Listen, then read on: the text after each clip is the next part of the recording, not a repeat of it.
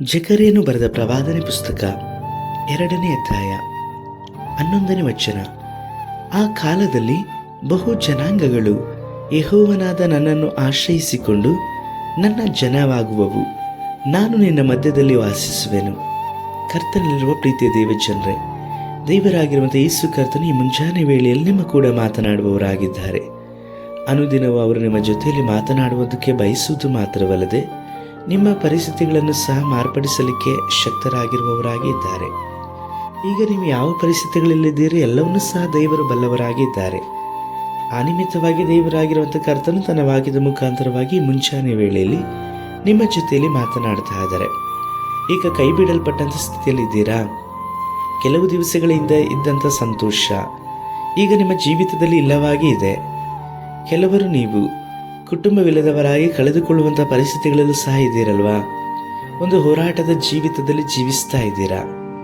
ಇಂದು ನಾಳೆ ಪರಿಸ್ಥಿತಿಗಳು ಮಾರ್ಪಾಡಾಗಬಹುದು ಎಂಬುದಾದಂಥ ನಿರೀಕ್ಷೆಯಲ್ಲೂ ಸಹ ಇದ್ದು ದುಃಖದ ಮೇಲೆ ದುಃಖವನ್ನು ಒದ್ದಿಕೊಂಡವರಾಗಿ ಯಾರೂ ಸಹ ನಿಮ್ಮನ್ನು ಸಂತೈಸಲಿಕ್ಕಿಲ್ಲದೆ ಪರಿಸ್ಥಿತಿಗಳೆಲ್ಲವೂ ಸಹ ಕೈಮೀರಿ ಹೋಯಿತು ಎಂಬುದಾದಂಥ ಸ್ಥಿತಿಯಲ್ಲಿ ಒಬ್ಬಂಟಿಗರಾಗಿ ಇದ್ದೀರಾ? ಭಯಪಡಬೇಡ್ರಿ. ದೇವರಾಗಿರುವಂಥ ಯೇಸು ಕರ್ತನು ನಿಮ್ಮನ್ನು, ನಿಮ್ಮ ಪರಿಸ್ಥಿತಿಗಳನ್ನು ಮಾರ್ಪಡಿಸಲ್ಪಟ್ಟು ನಿಮ್ಮ ಜೊತೆಯಲ್ಲಿದ್ದುಕೊಂಡು ನಿಮ್ಮನ್ನು ಅವರು ಆಧರಿಸಿ ನಡೆಸುವವರಾಗಿ ಇದ್ದಾರೆ. ವಾಕ್ಯದಲ್ಲಿ ನೋಡುವ ಪ್ರಕಾರವಾಗಿ ಜನಗಳೆಲ್ಲರೂ ಸಹ ಕರ್ತನನ್ನು ಆಶ್ರಯಿಸಿಕೊಳ್ಳಲಿಕ್ಕಾಗಿ ಬರ್ತಾರೆ. ಹೌದು, ನಿಮ್ಮನ್ನು ಬಿಟ್ಟು ಹೋದಂಥವರು ನಿಮ್ಮ ಕುಟುಂಬ ಒಡೆಯಲ್ಪಟ್ಟಂಥ ಸ್ಥಿತಿಯಲ್ಲಿ ಇರುವುದಾದರೂ ಸಹ ಅವರು ಹಿಂಜಾರಿ ಹೋಗ್ತಾರೆ, ದೇವರನ್ನು ಬಿಟ್ಟು ಅಗಲಿ ಹೋದ್ರ ಅನ್ನುವಂಥ ಸ್ಥಿತಿಯಲ್ಲಿ ನೀವು ಇರುವಾಗಲೂ ಸಹ ಅವರು ಮರಳಿ ಕರ್ತನು ಅವರನ್ನು ಕರೆದುಕೊಂಡು ಬರಲಿಕ್ಕೆ ಶಕ್ತರಾಗಿ ಇದ್ದಾರೆ. ಅವರೆಲ್ಲರೂ ದೇವರಾಗಿರುವಂಥ ಕರ್ತನ ಸಮೀಪಕ್ಕೆ ಬಂದು ಯೇಸುವನ್ನೇ ಅವರ ಆಶ್ರಯದುರ್ಗ ಎಂಬುದಾಗಿ ಹೇಳಿ ಆತುಕೊಳ್ಳುತ್ತಾರೆ. ಅದು ಮಾತ್ರವಲ್ಲದೆ ದೇವರಾಗಿರುವಂಥ ಕರ್ತನು ನಿಮ್ಮ ಮಧ್ಯದಲ್ಲಿದ್ದು ಈ ಕಾರ್ಯಗಳೆಲ್ಲವನ್ನು ಸಹ ಮಾಡುವವರಾಗಿದ್ದಾರೆ. ಹೌದು, ನಿಮ್ಮ ಜೀವಿತದಲ್ಲಿ ಅವರು ನಿಮ್ಮ ಕುಟುಂಬದಲ್ಲಿ ವಾಸ ಮಾಡುತ್ತಾ ನಿಮ್ಮ ಪರಿಸ್ಥಿತಿಗಳನ್ನು ಬದಲಾಯಿಸಿ ನಿಮ್ಮ ಜೀವಿತವನ್ನು ಆಡಿಕೊಂಡಂಥ ಇತರ ಜನಗಳ ಮುಂದೆಯೂ ನೀವು ದುಃಖಿಸೋದಕ್ಕೆ ಬದಲಾಗಿ ಸಂತೋಷವನ್ನು ಏರ್ಪಡಿಸಲ್ಪಟ್ಟು ಸಾಕ್ಷಿಯಾಗಿಯೂ ಕರ್ತನು ಮಾರ್ಪಡಿಸಲಿಕ್ಕೆ ಶಕ್ತರಾಗಿದ್ದಾರೆ.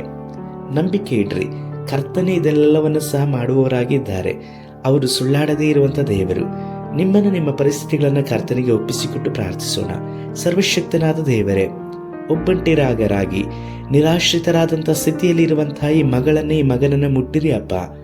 ನಿಮ್ಮ ವಾಕ್ಯದನುಸಾರವಾಗಿ ಇವರ ಜೀವಿತವನ್ನು ಮಾರ್ಪಡಿಸಿರಿ.